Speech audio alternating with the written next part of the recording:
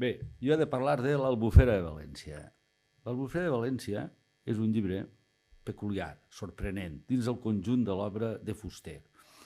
Per una banda, la seva història editorial, que podríem qualificar de peripècia, d'autèntica peripècia editorial, però també del seu contingut. Comencem parlant de la història editorial del llibre. Realment va estar assequible al públic a partir de la segona edició, que és de l'any 1993, és a dir, ja havia faltat Fuster. La primera edició era de l'any 1970, una tirada de 120 exemplars per a bibliòfil, un llibre art amb uns gravats sobre l'Albufera de València, un llobarro per ací, una anguila per allà, i allà entremig el text de Fuster. Bé, és realment sorprenent el poc interès que va demostrar Fuster per fer circular aquella obra. És a dir, gens no va fer, ni moure un dit per donar-la a conèixer al públic. Se'n va fer aquella edició, que és un llibre que has d'haver esmorzat per alçar-lo, i el va deixar perdre. És un llibre que, per sort, bromera, i això ho hem d'agrair, a partir del 93 ja el va posar en edició assequible a l'abast. I va ser una sorpresa per a la gent que més o menys coneixíem l'obra de Fuster, trobar-nos això. En obrir-lo, ja des de les primeres línies se'ns mostra desmenjat. Confessa una certa inseguretat, com que ell no és l'autor adequat per escriure allò. Diu, sens dubte, jo hauria de saber moltes coses sobre l'Albufera. He nascut, com aquell qui diu, a la vora del llac, i seria lògic que hi estigués una mica familiaritzat. No és ben bé així, però. Però, diu, ara bé, en els costums i els càlculs dels seus veïns mai no ha deixat de figurar la projecció cap a la zona palustre. Per tant, conclou, diu, naturalment alguna cosa havia d'encomanar-se'm. Potser no és tant com per a convertir-me en un guia, entre cometes, segur i exhaustiu, però sí al capdavall per eixir del pas amb uns quants informes útils. Uns quants informes útils diu que és evident d'una lectura superficial que fa servir una bibliografia molt rica i molt variada. Pot ser quasi exhaustiva en el seu moment. Bé, aquell tipus d'introducció a llibres seus no és cap novetat, ja sabeu que nosaltres els valencians diu allò, és també la mena de llibre que hauria preferit de veure escrit per altri, però algú, no sé qui, que hi posés en joc més competència i més intenció que jo no hi podré posar. I això mateix trobem al viatge pel País Valencià, que com tots sabeu és l'edició definitiva del País Valenciano, que diu, però és en la introducció ja a l'edició en les obres completes. No diré pas que a contracor ni de bon tros, però sí una mica sense voler, he hagut d'escriure fins ara moltes planes de tema valencià. De fet, no podia evitar-ho. Bé, concorda en aquest tipus de presentació de dir jo no estic prou preparat per escriure això, però sóc un atrevit. Bé, però l'Albufera de València és una altra cosa. No podríem dir que siga de tema valencià. Provisionalment ho podríem anomenar com a tema comarcal. Això sí, tria un topònim de prestigi, un topònim que ha triomfat, si més no, en les targetes postals, i com a referent geogràfic cal dir que és exportable. Això de l'Albufera de València té un prestigi, té una anomenada, no és com parlar del barranc del Tramusser, de vora Sollana. Això no seria fàcil vendre un llibre que parla del barranc del Tramusser.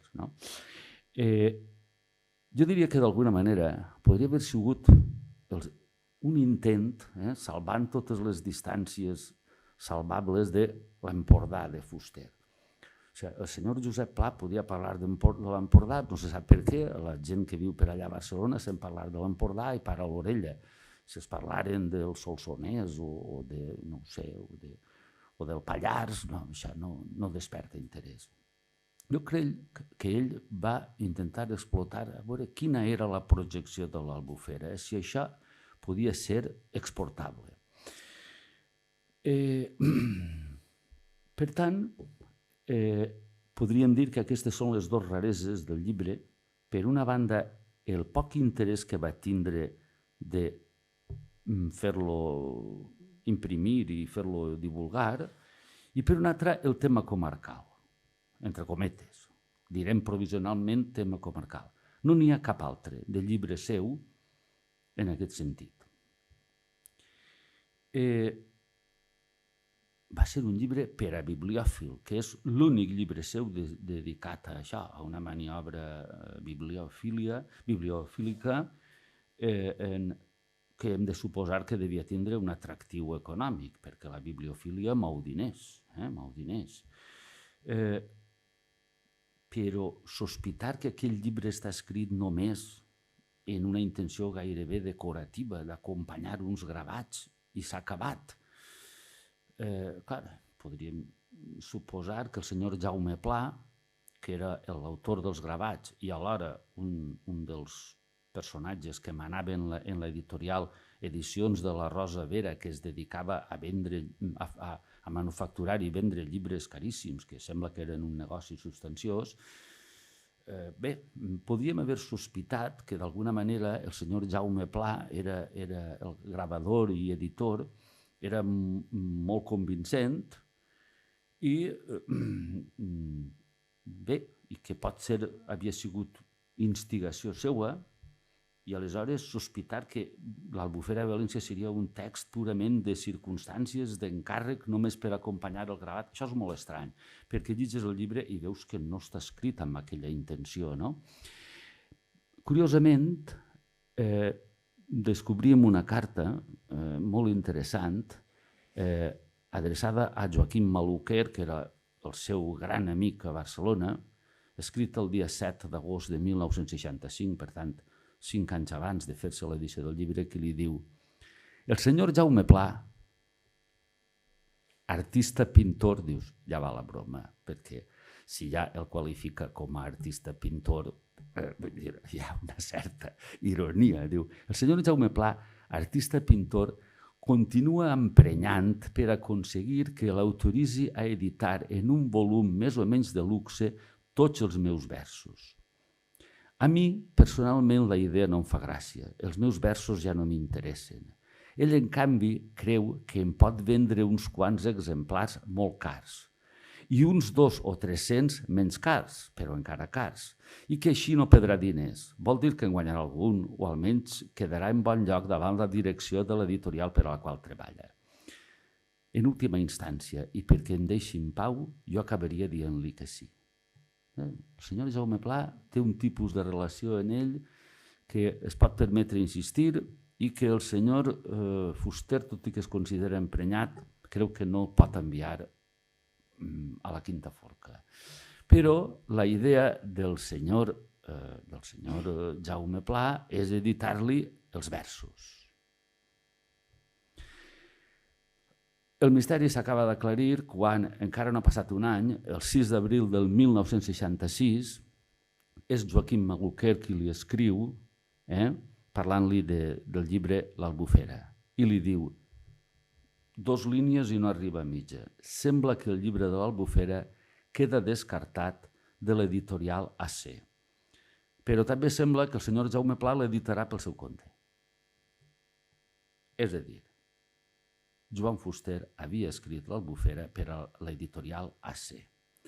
I com que es veu que per allà anava fent amablement el borinot el senyor Jaume Pla, quan els responsables de l'editorial AC van dir no l'editem, li van rebutjar. Aleshores va aparèixer per allà el senyor Jaume Pla i va dir és el meu. I Fuster, pot ser perquè no sabia què fer-ne en el llibre, diu, doncs mira, potser va cobrar la faena, no ho sé, no tinc idea de com devia anar la cosa. Clar, l'editorial AC va ser un AC, sigles del senyor Armand Caravent. Armand Caravent era un personatge molt notable. Penseu que en època de Montalt era el gerent, crec que era el gerent del Barça. Per entendre'ns, sembla que, en principi, Johan Cruyff el va fitxar ell per al Barça. Estem parlant d'un senyor que era un manifasser d'altíssim nivell. Havia creat aquell editorial en companyia d'altres persones de molt de pes. Per exemple, estava el senyor Ortines, el màxim cotoner del moment, i posaven els diners. I allò s'havia creat sobretot en ocasió de que el senyor Josep Pla havia perdut la confiança en Editorial Selecta, havia abandonat l'obra completa a Editorial Selecta i buscava editorial. I aleshores vam pensar que podrien tirar endavant una editorial molt potent que es basaria en dos grans autors de gran acceptació, és a dir, en Joan Fuster i en Josep Pla. Però Josep Pla no s'ho va acabar de creure i no va editar cap llibre. Fuster sí que allà se'l va creure. De fet, Fuster era el que havia de dirigir des del punt de vista intel·lectual i literari. Allà va editar el Diccionari per a ociosos, el 64. El 65 ja havia editat també El causar-se d'esperar i Consells, proverbis i insolències el va editar el 1968 en el que va ser, en fa l'efecte, l'últim llibre d'AC, que de la gran editorial que va ser doncs va tindre una vida curtíssima de 5 anys, que només recordem per aquestes 3 primeres edicions de Fuster. Per tant, no sols li van desestimar l'Albufera, sinó que d'alguna manera li van dedicar una mena de funerals de primera. I Fuster va considerar el llibre mort i enterrat per a sempre. Per tant, ja es veu que no va ser de cap manera un llibre concebut per a la maniobra bibliofílica de replegar diners ràpidament fent una cosa ampulosa i d'èxit, sinó que d'alguna manera va lligat a una gran il·lusió i a un gran desengany que va tindre Fuster. Va ser el projecte editorial més ambiciós que va tindre Fuster en la vida. I va quedar allà, arraconat, en forma de 120 exemplars de llibre que en fi, aquells de crucificar el lector quan s'obri, no? Sembla, per tant, que Fuster, amb aquest llibre, assajava una via nova dins la seva obra.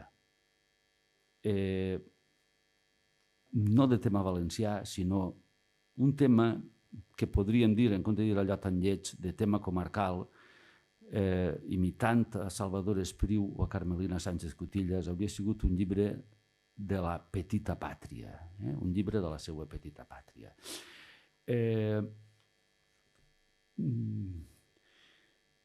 L'Albufera crec que és un llibre plenament reeixit des del punt de vista literari, però des del punt de vista editorial va fracassar, ni tan sols estrepitosament, va fracassar amb tota la prudència i discreció. I trobem un esforç per entendre la realitat física i humana de l'Albufera des de la història popular, des de l'antièpica, des d'un punt de vista materialista i raonable. Els llauradors i els pescadors embolicats en l'àrdua empresa de sobreviure, les intervencions de polítics i d'altres personalitats de relleu, sense deixar de banda el lletraferit pintoresc, tots ells ben sovint proclius a l'arbitrarietat, al rampell primari o bufanúvols, i la contribució també de l'estudiós o l'observador ben informats que proporcionen un indici valuós combinat amb el coneixement directe de la realitat, les observacions agudes del mateix autor. Tot això i alguna cosa més conformen la matèria del llibre que sàviament realitzat dona un resultat de lectura molt satisfactòria, francament recomanable. Podem sospitar que amb el fracàs de l'editorial AC es va estroncar un altre Fuster possible, que, vista la primera i única mostra, s'anunciava esplèndid.